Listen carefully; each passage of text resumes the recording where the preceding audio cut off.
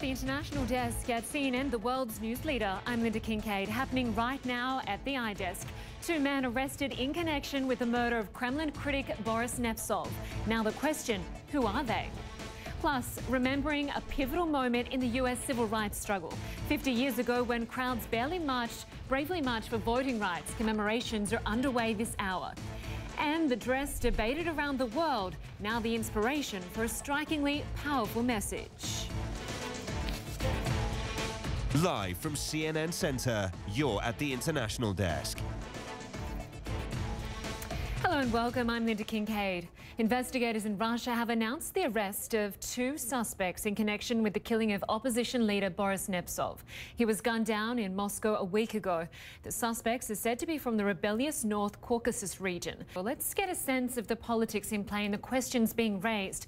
CNN law enforcement analyst and former FBI Assistant Director Tom Fuentes joins us now from Washington. Tom, authorities have reportedly found DNA evidence in the alleged getaway car linking these two suspects to the murder.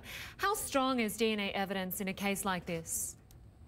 Hi, Lynda. Well, it'd be very strong, along with all of the other evidence that they may have accumulated, phone records and other accounts, maybe other cameras that we've not seen as far as surveillance video in downtown Moscow.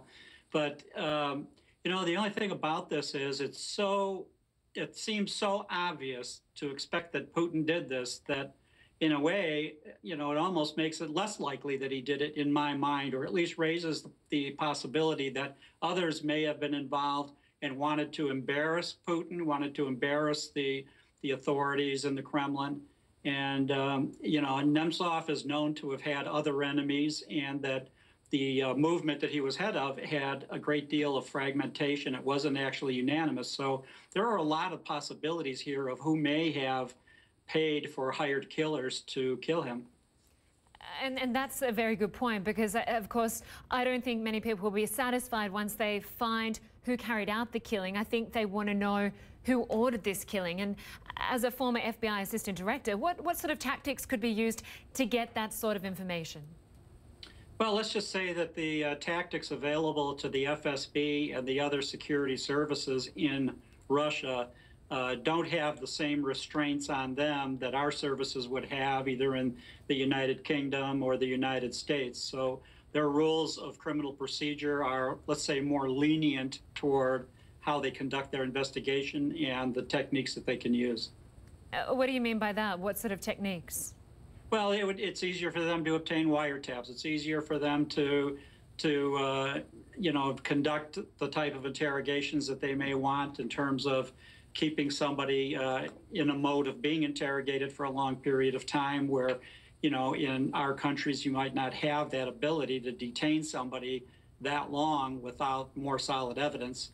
And especially in this case, if it's sincere, if Putin really has been embarrassed by this blatant murder so close to the Kremlin, they may just pull out all efforts to try to determine who actually was behind it, assuming that if he didn't, you know, order this murder, that someone else did. Some are already suggesting that these men could be used as the scapegoats. Do you think their arrest will do anything to end speculation about political motives behind this killing?